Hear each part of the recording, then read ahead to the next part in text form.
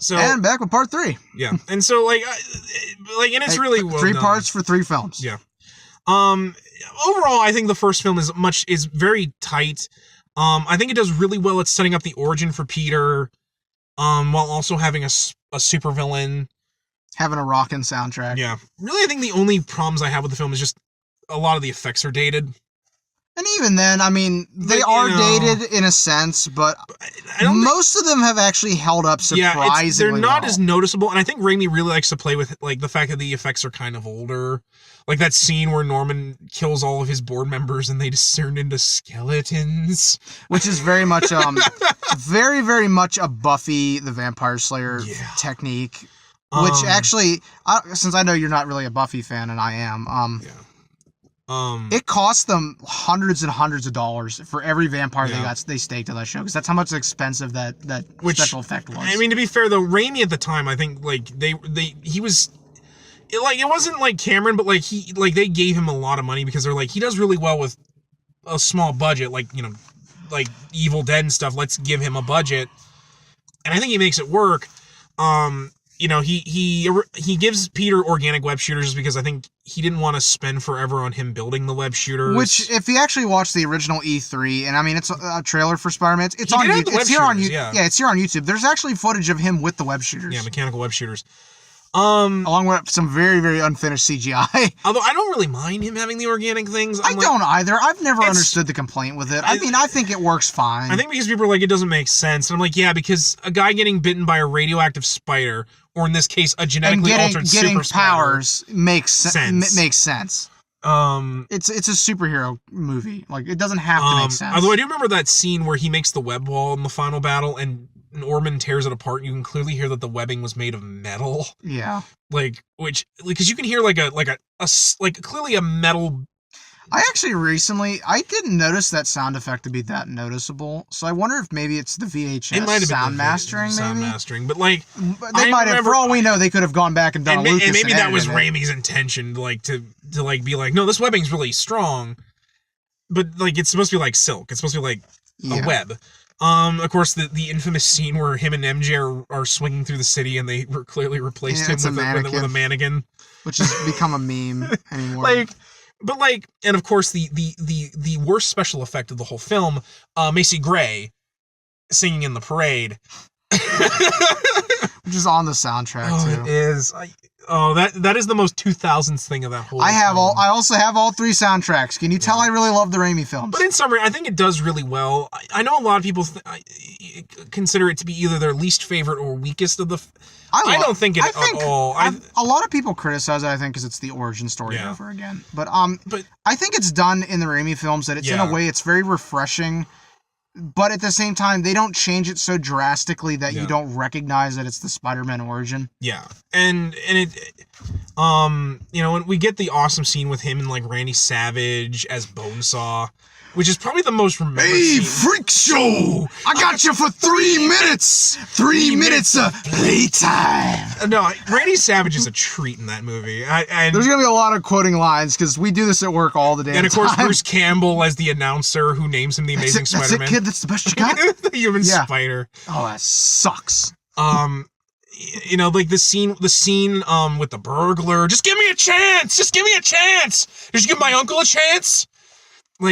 So many goblin stuff is quotable in that. Oh, that scene. Have you thought about my generous proposal? That scene in the building is so great, but also really weird because it's even creepier in the novel because you know how in the movie it's like a jump shot, a jump scare. Because and not only that, he's clearly using an audio track thing in the helmet. In the novel it's even creepier because he's cowering in a corner with the thing on, so you can't tell who it is. Very much, and Peter's just his spider sense is going off, and he's like, okay, it's probably just the building on fire.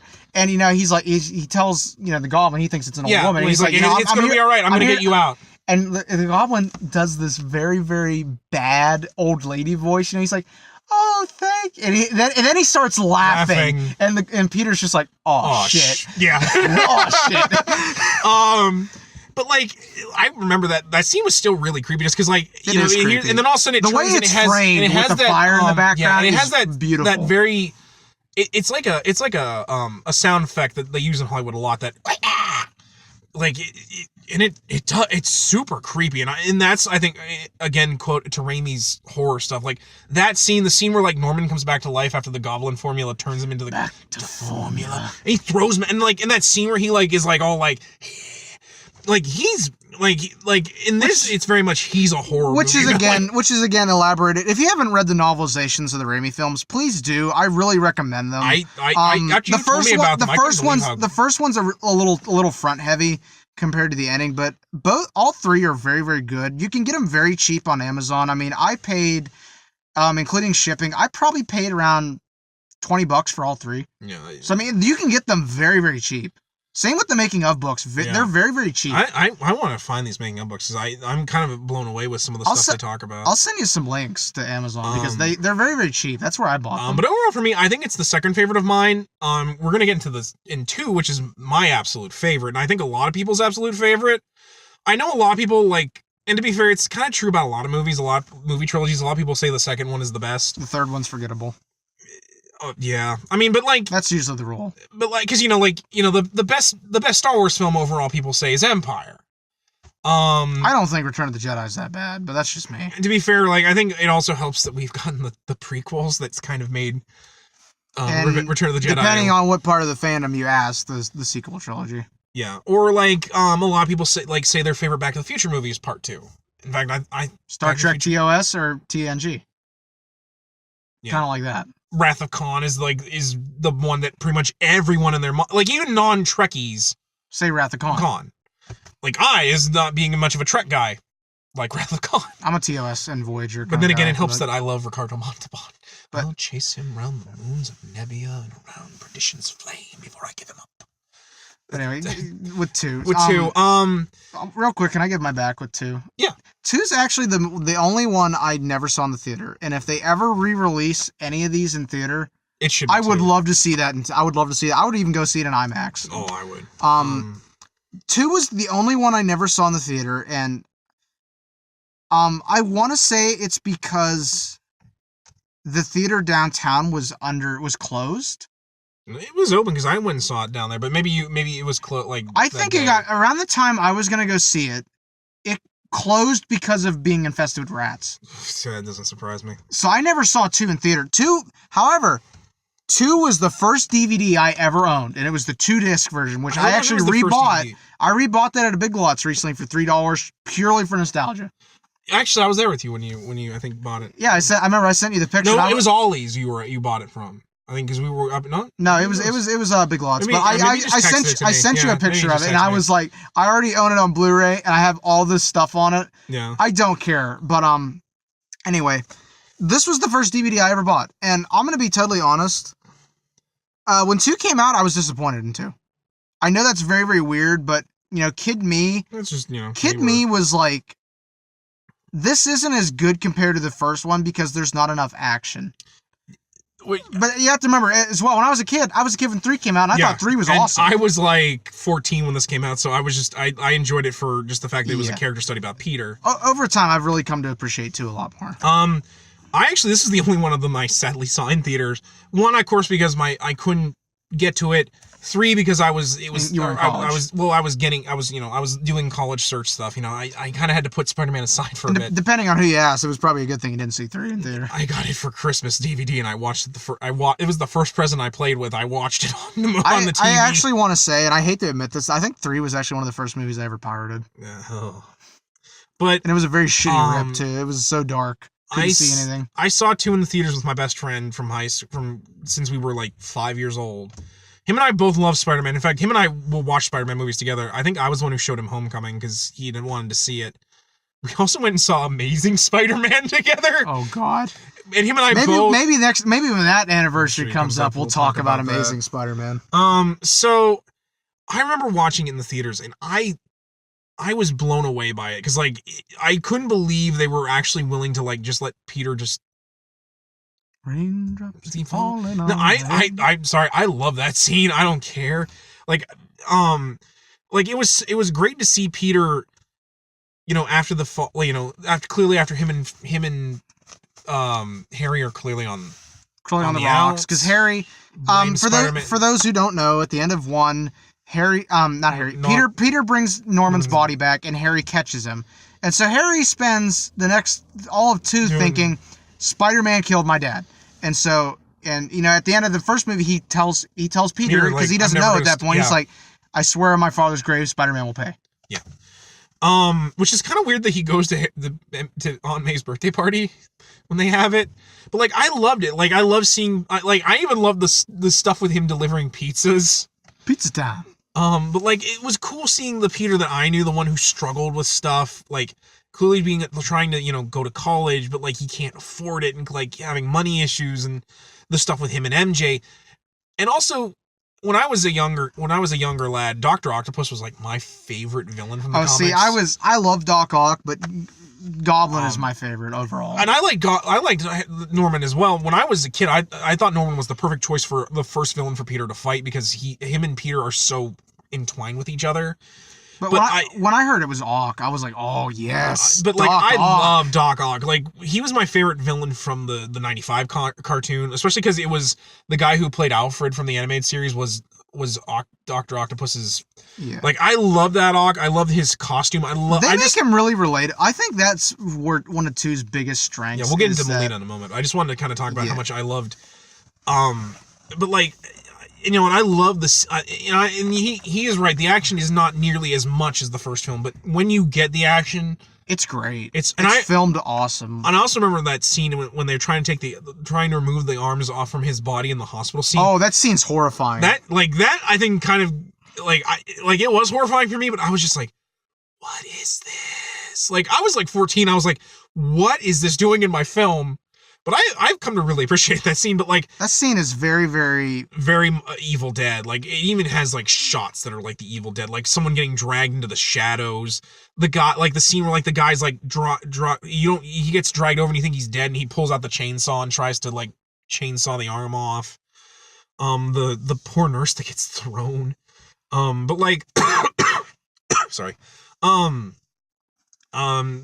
But it's just, it works for me. Like, I like the train scene, the scene where they're fighting along the wall, the scene where he rips the safe. Like, the action's really good in this, and I think the river. God. But like, and also really, I think the romance with him and MJ is probably my favorite. But like, I remember loving that movie. Like, me and my buddy used to quote it all the time. Like, our favorite line, of course, being, "Hey, he stole that guy's pizzas."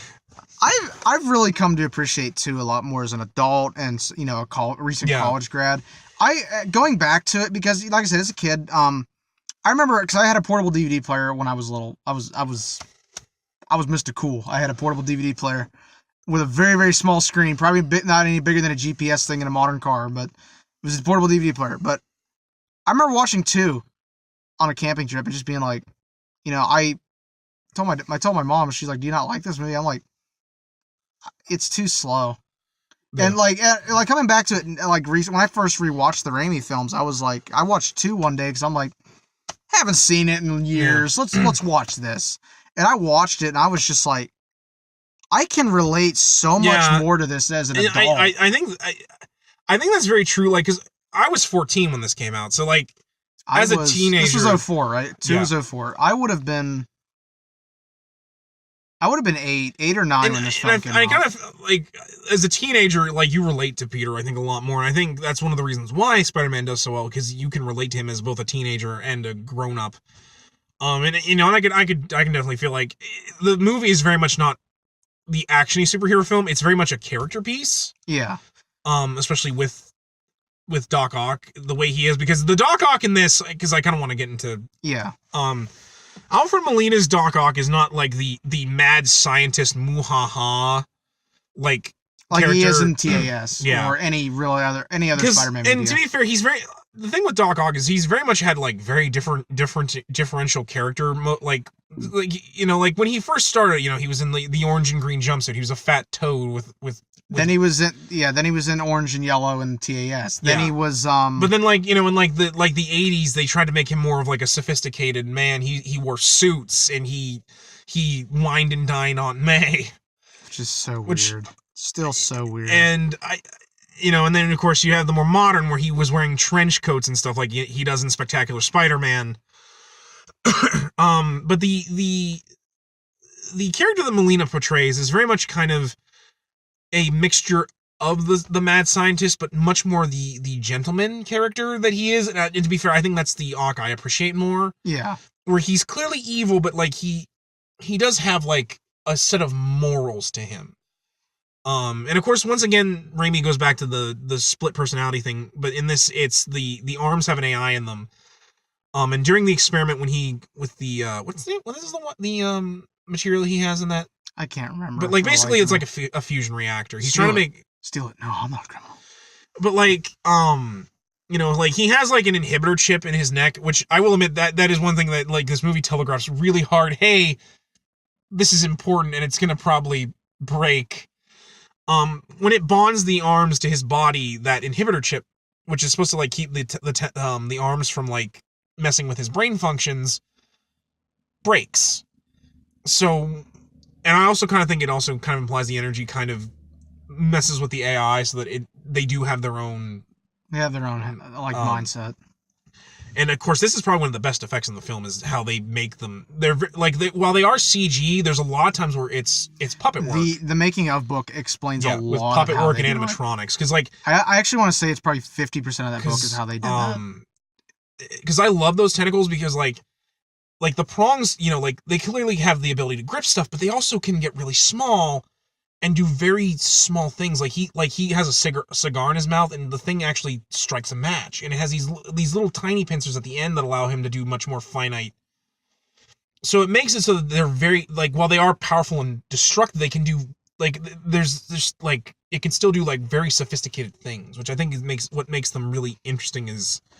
And then also I like the glow from them clearly gives them eyes so that they can be like when they like go into his face and like talk to him. It works really well. And I also think I like that they try to make him much more again of a Peter character, or that he's a shattered mirror version of Peter.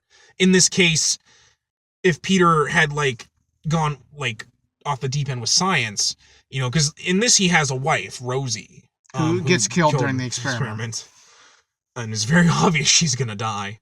But like, you know, he tries to show, you know, Peter like you can't just. Because he doesn't know that Peter is Spider-Man, but Peter talks about, you know, like I have this responsibility that I have to do, and you know he's like, that's great and all, but like you can't, because he thinks it's just science stuff, and he's like, you can't just be your responsibilities. You're a human, you know, and I think that's a big thing about this film is about how Peter like has gone too overboard with his responsibilities, like he's not willing to let himself live. Yeah, I mean, he basically drives MJ away to a point because he's like, I can't be with you because people will use you to hurt me. Yeah, we're in this. I think that's very much true of Doc Ock. You know, he allowed himself to be driven by this experiment, and in the end, it cost him the one he cared about the most, and that's what drives him over the edge.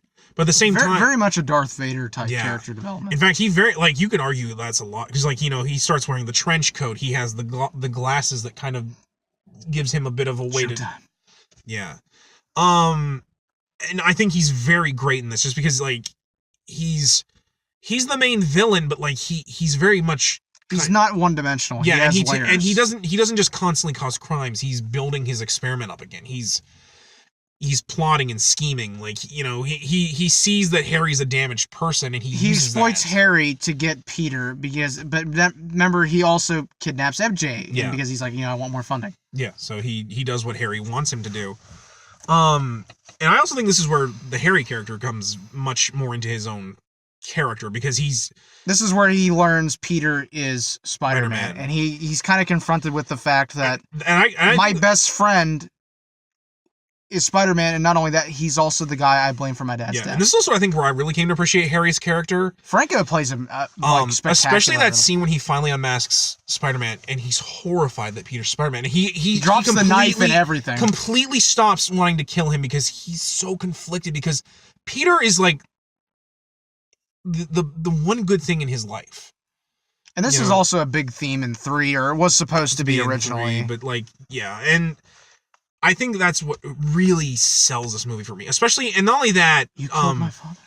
Like the way he says that. No, like because Peter's like, okay, look, we got to get MJ back. Tell me where it's not. Frank, we have much more important things. Yeah, and Harry's just like, you kill. Like he can't get off of that because he can't wrap his mind that Peter would do that. He's basically hit a brick wall. Yeah, he's like, I don't know how to get around this. Because in his heart he knows that Peter would never do something like that.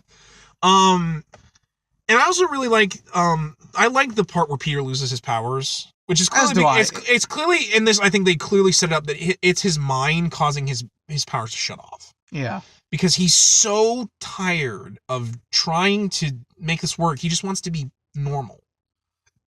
So it causes his powers to disappear. You know, and he wants to be with MJ. At this point, however, MJ is engaged to the son of J. Jonah Jameson, John Jameson. Yeah, who I will admit is kind of just. He's a flack. He's just there to be the guy MJ is he's like, to. And he's perfect. Like, there's nothing wrong. Like, he's just perfect. I will admit though, I do love that scene where MJ tries to recreate the upside down kiss that she has with Peter, and she doesn't feel the same thing, but he does because I love that line. He's like, it's like I'm on the moon again. Do you want to join me? Like, you know, like being like, because like he does care for this woman. Like, clearly the two of them have had a relationship. It's not a debate that he cares for the thing, and I don't think it's a matter of MJ doesn't care for him. Although I will admit, MJ doesn't care for him as much as she cares for Peter. And I will admit, I do think the ending of this film where she leaves him at the altar is, I think, where people started to not like her, and I'm like, it makes sense. It makes sense. That's a normal thing. That happens every day. I guarantee you. Like, people get mad. I'm like, yeah, but she was going through with, and I think a lot of people miss why she's with him. I will always be standing in your doorway. Yeah, like she's very upset with Peter because and she's just trying to move on, and then Peter comes back in her life because Peter's like, I want to try and make this work. And I think that all that kind of conflict, it really accumulates at the end where he reveals to her that he's Spider-Man. And like she's like, you know, you cared even though you said you didn't. And Peter's like, I'm too afraid. But that's one of the reasons why I love the ending, because MJ realizes, what am I doing? If he's going to be afraid, then I'm going to have to prove to him that I'm not. Yeah. And that's why she runs away to go see him, because she's like, I'm tired of you trying to run away because you're afraid. And the ending of the film, this was pointed out on a Tumblr post, and I don't know who originally posted it, but it brings up the fact that Spider-Man 2 begins and ends with MJ looking at Peter in a different way. Yeah. And at the beginning, it's, you know, she's looking at him through a billboard. Yeah. And in the end of it, it's her watching him swing away as Spider-Man. Because I actually do love that they have him have his police banner. Because that was a thing in the comics. He used to have like a police a banner so that he can. And Peter's obviously conflicted because he's like, you know, I want to stay here with you, but I also have to go. And she just, you know, it's like, go get him, Tiger. And it really shows how like Peter is her hero. That's one of the reasons why she loves him so much, is because you're my hero. Because you stood by me when. Yeah, I knew you were going for that. This is when we can have conversations going. I'm sorry. Go ahead. Sorry.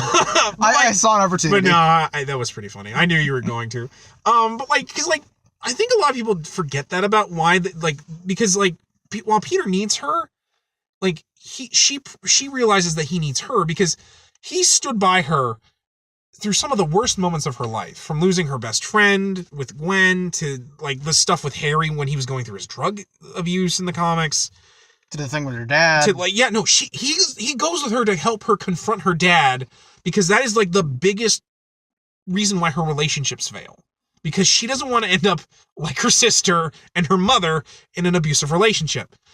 And Peter goes with her. And don't get me wrong, I know like he asked her to marry him like 2 or 3 times before she finally said yes. But this was like right after Gwen had died. Yeah, and she knew, like the first time that was because she's like, no, you're going through some stuff. And even Peter's like, thank you for saying no to me. I don't know what I was like and between the two of them, they knew it wasn't the right time. It wasn't the right time. And then later on, she herself was like, I don't think I can be with you because I'm not sure where Peter begins and where Spider-Man ends. And that's one of the reasons why, like when she goes to see her dad, she realizes that Peter and Spider-Man are the same person. It's just that the mask allows Peter to be that person. And so, you know, like she can be with him in that. And I think that's one of the reasons why this works here, because she realizes that he needs her just as much, because otherwise he can't be that hero. Yeah. And I think that's because like, that's one of the things I really like about it, because Peter stops being Spider-Man because he wants to try and make his life work again. Because he's been Spider-Man so much, he's kind of forgotten how to be Peter. Yeah. But then he, at the same time, realizes that I have to be Spider-Man too, because like that scene where like he tries to rescue a little kid out of a burning building. You know, he rescues the kid, but then there was someone even higher up. And if he'd had his spider powers, that person would not have died. Yeah. Which is what sets him into motion, like, I have to get my powers back. I'm back! I'm back! My back! And I think that was one of the things that Raimi wanted to do. He wanted 2 to be a study on Peter Parker, on what makes him Spider-Man. Because you could argue 1 is his character study on Green Goblin.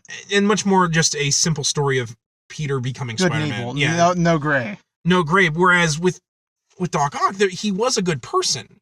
And even I think Peter himself is conflicted with fighting Ock, because he knows that it's not completely his choice. And I think overall, like, especially because like there's a lot more jerks in this movie. If I'm like, you know, the lady who doesn't.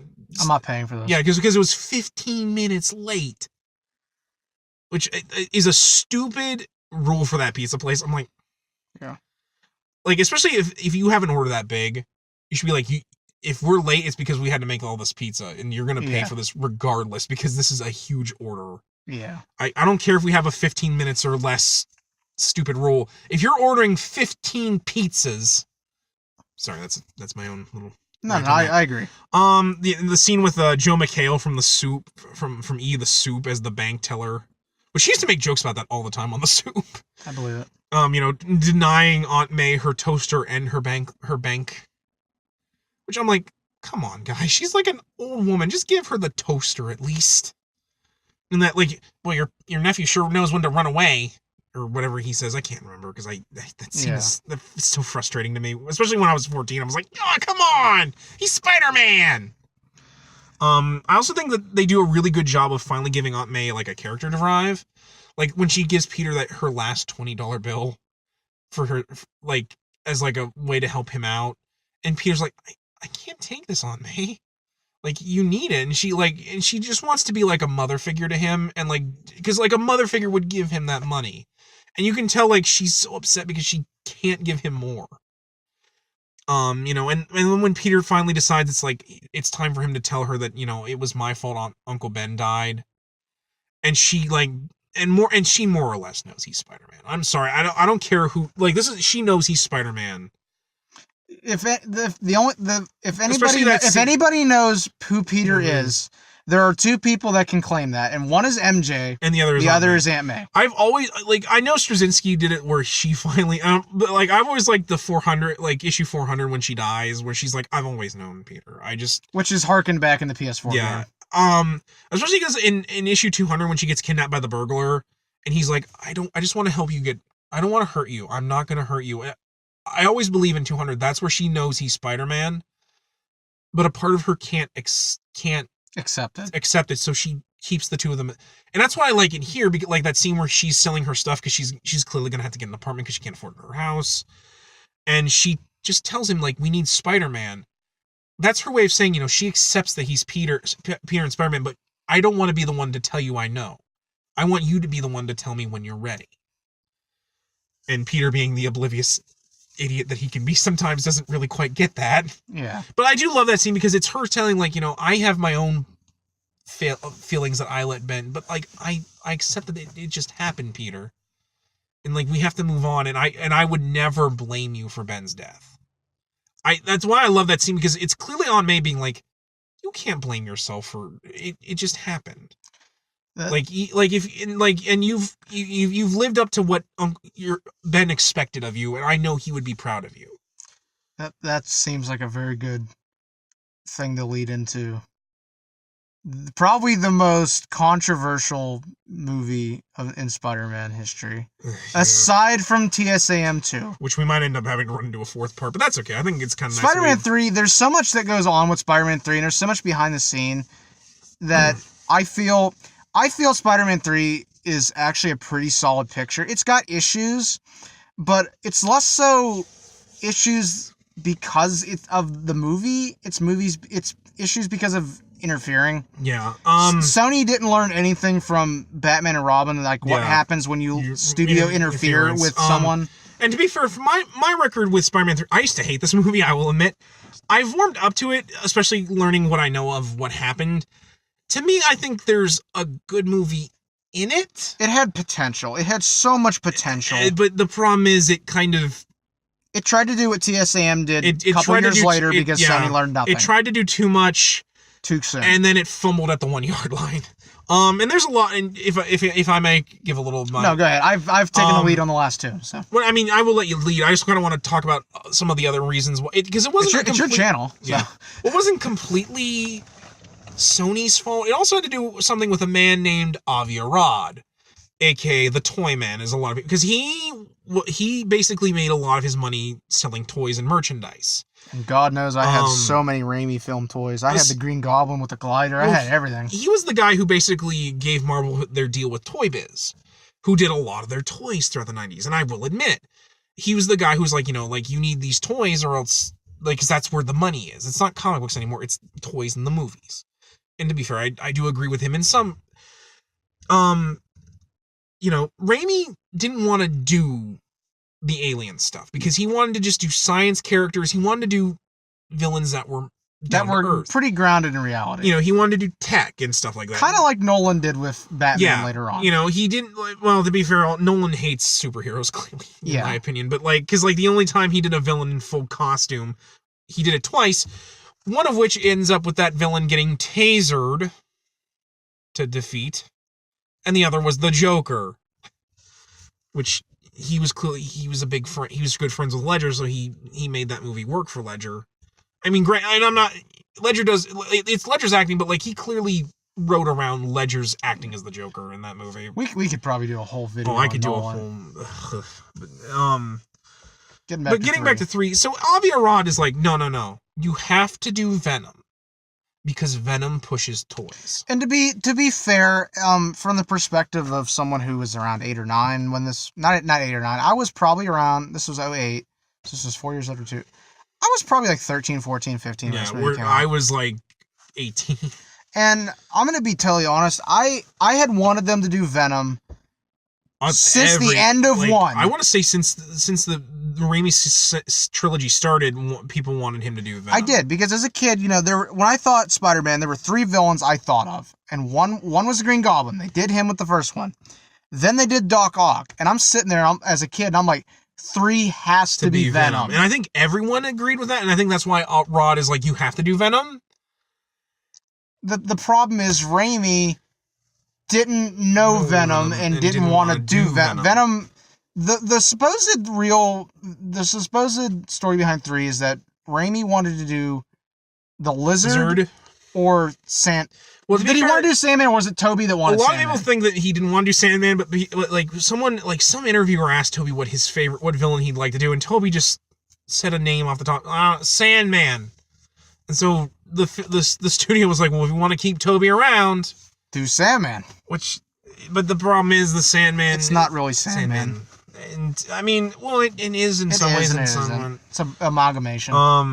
But going into this movie, especially because I already seeing because I got a magazine that was talking about Spider-Man 3 before it came out. The hype was real. The hype was real because at that point Spider-Man, black suit, yeah, the black suit. But I was seeing behind the scenes stuff, and they were even talking about how they were gonna just do maybe the black suit, Peter wearing the black suit, and he was gonna get high off the power.